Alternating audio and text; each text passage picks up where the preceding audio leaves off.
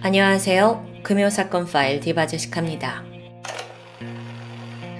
오늘 사건의 전말을 알기 위해서는 먼저 1974년 경상남도 마산에서 발생한 살인사건부터 시작해야 합니다. 당시 마산 중부경찰서에 있던 20대 여성 직원 엄씨가 살해되는 사건이 발생했어요. 범인의 정체를 수색해보니 놀랍게도 당시 고등학교 2학년밖에 안 된 전용술이었죠.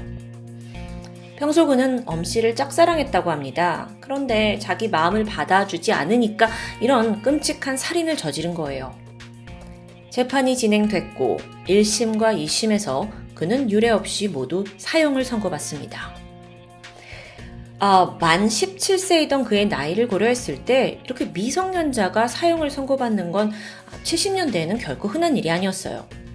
그런데도 당시 재판부는 살인 방식이 너무 잔인하고 또 도피를 하던 과정에서 강도와 인질극까지 벌였기 때문에 어쩔 수 없다라고 설명했었죠.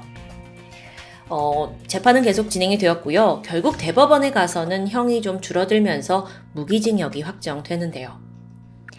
그렇게 전용술은 무기수가 되어서 남은 생을 교도소에서 살아가고 있었습니다. 그러던 어느 날 그의 삶에 구세주나 다름없는 한 사람이 나타나요. 바로 전용술의 초등학교 선배였는데요. 당시 동국대 경찰행정학과 이윤근 교수. 그는 자신의 고향 후배가 어린 나이에 무기징역을 받고 감옥살이를 하는 게 안타까웠던 건지 그는 자주 전용술에게 면회를 갔고요. 그를 또 살뜰하게 챙겼습니다. 또 전시의 가석방을 위해서 직접 법무부를 찾아가고 구명운동을 하는 등 갖은 노력을 펼쳤죠. 이런 노력 끝에 전용술은 마침내 감형을 받는 데 성공해요. 그렇게 그는 20년 만인 1993년 5월 27일 모범수로 석방되어 세상에 나오게 됩니다. 이 모든 걸 가능하게 해준 이윤근 교수는 그야말로 전용술에게 삶의 은인이었죠. 출소를 한 이후의 전 씨는 다행히 아버지가 남겨준 유산 3억 원이 있었습니다. 그래서 이걸로 새 출발을 하겠다고 다짐합니다. 근데 이게 녹록지 않았죠. 주식 투자니 사채업에 손을 댔다가 잇따라 실패했고요. 또 결혼마저 이혼으로 마무리되면서 재산을 전부 탕진합니다. 이후 그는 택시 운전에 뛰어들지만 생활은 점점 궁핍해져만 갔어요. 이런 상황 속에서 문득 전용술은 이윤근 교수를 떠올렸습니다. 오랫동안 감옥에 있어가지고 사실 도와줄 사람이라곤 이 교수뿐이었는데 그는 이 교수를 찾아가서 생활이 너무 어렵다 이런 명목으로 여러 차례 돈을 빌리게 되죠. 그 금액이 200~300만 원 상당이었습니다. 당시가 2000년대 초반이었음을 감안하면 결코 작은 금액은 아니에요. 그런데 전용술이 점점 더 뻔뻔해지기 시작했죠. 어느 날 이 교수에게 찾아와서 자신의 사업 자금을 대달라고 당당히 요구합니다. 자, 이건 좀 선을 넘은 거잖아요. 사업 자금이라니요. 그래서 이 교수와 그의 아내는 단호히 이걸 거절하게 돼요. 자, 그러자 전용술은 여태까지 받았던 고마움은 사라지고 이 교수를 원망하기 시작했어요. 그리고 말도 점점 험하게 하더니 급기야 협박도 서슴지 않습니다. 근데 그 내용이 뭐냐면요. 돈을 안 주면 죽이겠다 이런 말뿐인 엄포가 아니었어요. 실제로 2003년 전용술은 이 교수의 아내가 운영하던 식당을 찾아갑니다. 그리고 그녀를 칼로 위협하는 이런 상황을 연출해요. 이 모든 게 그저 돈을 주지 않았다는 이유였어요. 이들이 자기를 구해준 은인이라는 건 이미 까맣게 잊은 지 오래고요. 때는 2004년 7월 26일. 이날 이 교수는 여름방학을 맞아서 동료 교수들과 마산 시내에 있는 한 술집에서 회식을 즐기고 있었습니다. 이후 2차로는 초등학교 동창들과 만나서 간단히 맥주를 즐겼고요. 밤 11시 30분쯤 합성동 호프집에 어느덧 이 교수와 동창 단 둘만이 남아서 담소를 나누고 있었는데 이때 마침 드르륵 호프집 문이 열리더니 낯익은 사람이 등장합니다. 전용술이었어요. 아니, 자네가 여기 웬일이야? 보니까 전 씨는 또 다른 친구와 함께 왔는데요. 손에는 종이로 된 쇼핑백을 들고 있었죠. 이 교수 입장에서는 최근 돈 문제로 좀 전 씨와 불편해진 상황이에요. 아내를 위협하기도 했고요. 그래도 예정이 있어서 반갑게 전 씨를 맞이합니다. 그러면서 자연스럽게 합석이 이뤄졌죠. 지금 이 테이블에는 이 교수와 이 교수 동창, 그리고 전 씨와 전 씨의 친구 4명이 있습니다. 술을 주거니 받거니 기울이면서 넷의 분위기가 전반적으로 화기애애했다고 해요. 그러다 시간이 어느덧 자정을 넘긴 새벽 2시. 이때 마침 이 교수 동창이 화장실에 좀 가야겠다며 자리에서 일어납니다. 그리고 전 씨 친구 또한 그럴 때 나도 가야겠다 라면서 함께 따라 나서는데요. 이젠 테이블에 이 교수와 전 씨만 남아있는 상황이죠. 그리고 바로 그 순간 끔찍한 상황이 펼쳐졌습니다. 전용술이 몸을 숙이더니 주섬주섬 아까 들고 온 쇼핑백에서 무언가를 꺼내요. 날카로운 회칼입니다. 이 교수가 지금 이게 무슨 상황이지? 이렇게 놀랄 새도 없이 전용술은 앞에 있던 이 교수를 무참히 공격했어요. 이건 정말 식당 한복판에서 벌어진 사건입니다. 그러니까 안에 있던 사람들이 다 난리가 났죠.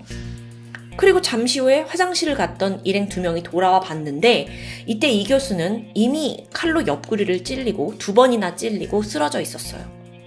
바닥에 쓰러져 있는 이 교수를 전용술은 그냥 두지 않았고 공격을 멈추지 않습니다. 그러면서 등 부위를 2차례 더 푹푹 찔렀고요. 보고 있던 일행도 경악했어요. 그리고 곧장 119와 경찰에 신고를 했지만 그 사이에 범인 전용술은 현장을 떠나 황급히 도주해버립니다. 경찰이 주변 다 봉쇄하고 그를 쫓았어요. 하지만 행적을 파악하는 건 결코 쉽지 않았죠. 결국 전용술은 현상금 500만 원의 전국에 공개 수배가 됩니다. 이 당시에 경찰은 그 사람 잡기 위해서 7,000명 대규모 인력을 동원했고요. 또 도내에 1,300여 곳에서 검문 검색, 또 10만 장이 넘는 전단지 배포했어요. 숫자만 들어도 대대적인 수색 작업이죠. 하지만 하루 이틀, 열흘이 흐를 때까지 전용술의 모습은 나오지 않았습니다. 이 교수는 그렇게 사망했고요. 그러던 8월 5일 오후 6시, 갑자기 창원에서 신고 전화가 걸려왔어요. 올림픽 공원 벤치에 전용술로 보이는 한 남자가 있다는 내용입니다. 즉각 경찰이 출동해서 보니까 그를 제압했고 현장에서 바로 검거돼요. 확인해보니 남성은 전용술이 맞는데요. 검거됐을 당시 그는 20cm짜리 칼 그리고 현금 29,000원을 가지고 있었습니다. 여기서 좀 궁금해지는 게 지난 열흘간 그는 어떻게 도주를 한 걸까? 보니까 사건 당일 호프집에서 빠져나온 그는 곧장 택시를 타고 약 25km 떨어진 함안 가야 사거리로 향했습니다. 이 과정에서 중간에 택시를 한번 갈아타는 치밀함도 보였죠. 인적이 드문 논두렁에 도착을 했는데요. 여기서 핸드폰 버리고, 왜냐하면 위치 추적 당할 수 있으니까. 그리고 피 묻은 옷도 다 씻어냅니다. 이후 또다시 한참을 걸어서 함안의 한 공원 벤치에 도착하더니 노숙을 해요. 그리고 다음 날인 7월 28일, 이번엔 기차를 타고 진주시로 도피했습니다. 거기 시장에 가서 새로 옷을 사서 갈아입고 인근을 배회하다가 또다시 노숙을 했고요.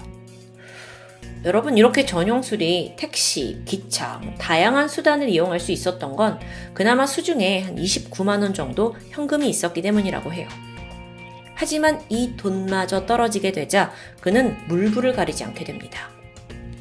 8월 1일, 택시를 타고 가던 중에 진주시 문산읍 사거리에서 당시 48살이던 택시기사 김씨를 칼로 찔렀습니다.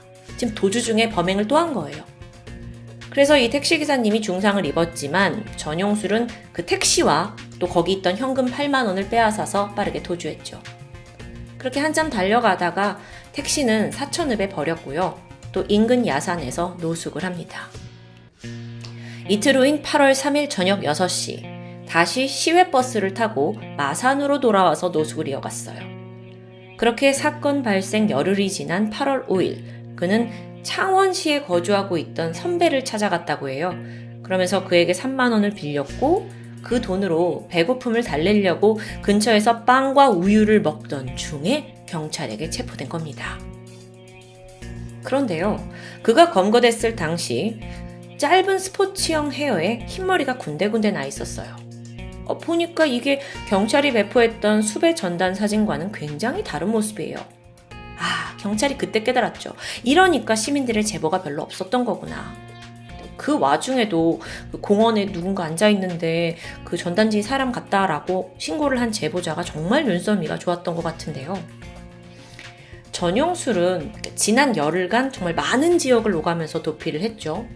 또 행동 반경도 대범했습니다. 낮에는 주로 야산에 은신을 해 있었지만 그러다가도 일반인들처럼 공원 돌아다니기도 하고 예술회관 같은 시내 한복판에 있기도 했고요.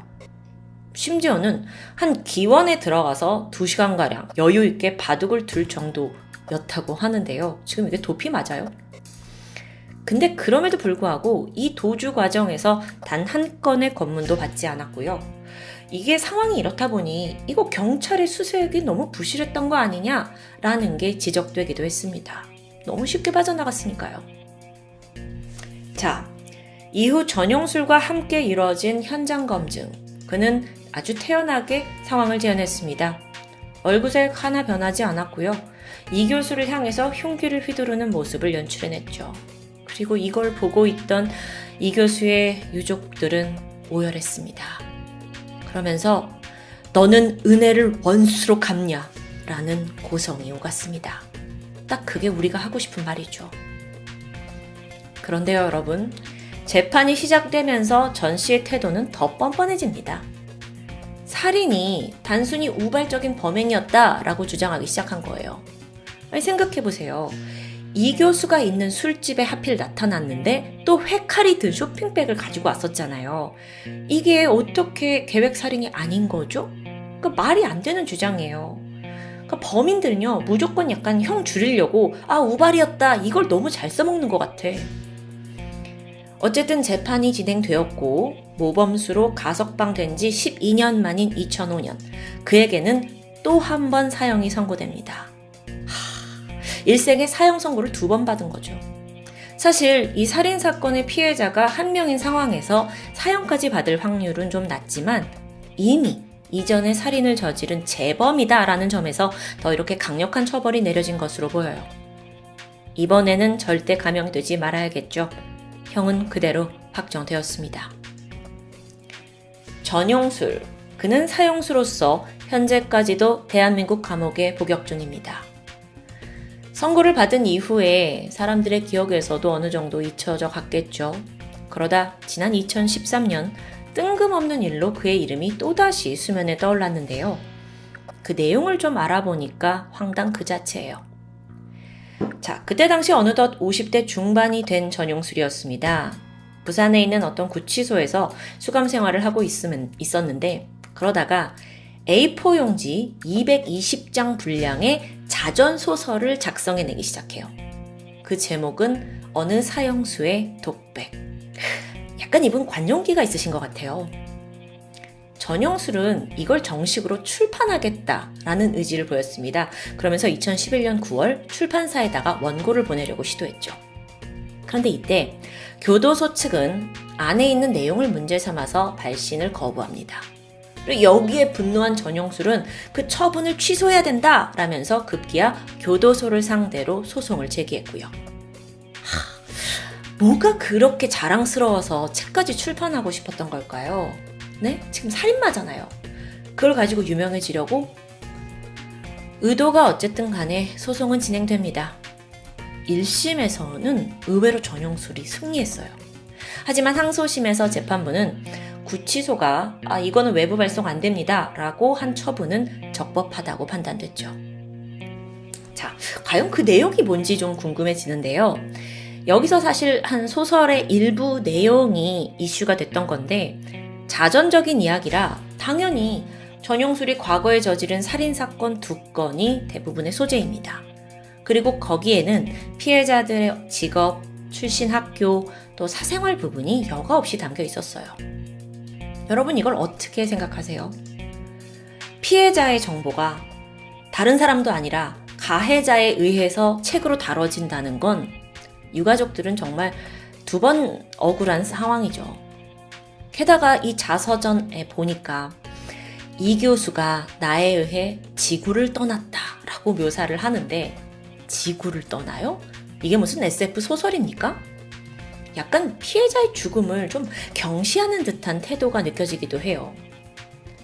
어쨌든 결론적으로 출판은 좌절되었습니다.